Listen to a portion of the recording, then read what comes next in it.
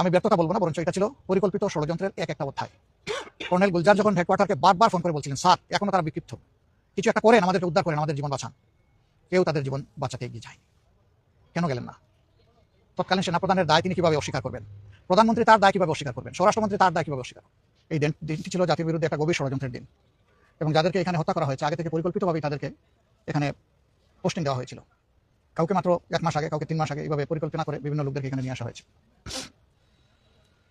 কারাই হত্যাকাণ্ড ঘটালো জাতির সামনে এখনো পুরা খোলাসা হলো না বিষয়টা।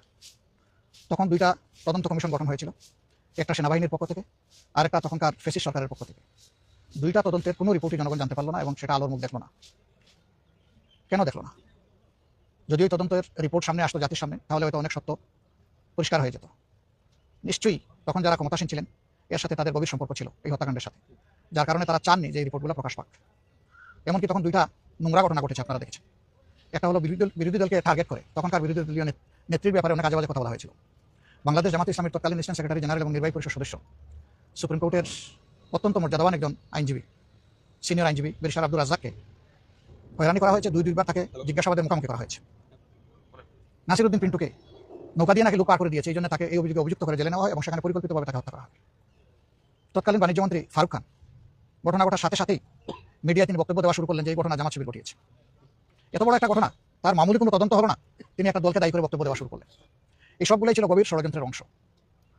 পরবর্তী পর্যায়ে বর্তমান সরকারের আগে যে ইন্টারিম গভর্নমেন্ট ছিল, এই ইন্টারিম গভর্নমেন্টের পক্ষ থেকে একটা তদন্ত কমিশন করা হয়েছিল। সেই রিপোর্টও কিন্তু জাতির সামনে আসেনি পুরোপুরি। আসলে আমরা বুঝতে পারবো সত্য আংশিক উঠে এসেছে নাকি আংশিক চাপা পড়েছে। আজকে আমার একটা স্ট্যাটাস হয়তো আপনারা লক্ষ্য করবেন, আমি বলেছি আংশিক সত্য উঠে এসেছে। কেন আংশিক বললাম? যেহেতু পুরা রিপোর্ট আমাদের সামনে আসেনি। পুরা রিপোর্ট আসলে আমরা বলতে পারবো যে এটা আংশিক না পূর্ণাঙ্গ, সত্যটা উঠে এসেছে কিনা। খুনের নেপথ্যের কারিগর যারা ছিল, পরিকল্পনাকারী ছিল, ষড়যন্ত্রকারী ছিল, যারা তাদেরকে উৎসাহ জুগিয়েছে এবং যারা এই হত্যাকাণ্ড সংগঠিত করেছে, আমরা মনে করি তারা সকলেই সমানভাবে দোষী। এদের সবাইকে অবশ্যই বিচারের আওতায় আনতে হবে। যদি সরকার বিচারের আওতায় আনতে পারে তাহলে এই জাতির কিছু দায়মুক্তি হবে, দায়মোচন হবে। যদি সরকার না আনতে পারে তাহলে এটা সরকারের চরম ব্যর্থতা হিসেবে পরিগণিত হবে। আমরা আশা করি সরকার তাদের দায়িত্ব সঠিকভাবে পালন করবে। এর পাশাপাশি আরও যত হত্যাকাণ্ড হয়েছে সবগুলো হত্যাকাণ্ডের বিচার হওয়া উচিত। ওই সময় ঠান্ডা মাথায় পরিকল্পিতভাবে যে হত্যাকাণ্ডগুলো ঘটানো হয়েছে, ফাঁসির নামেই হোক আর যে নামে হোক, সেগুলোর বিচার হওয়া উচিত।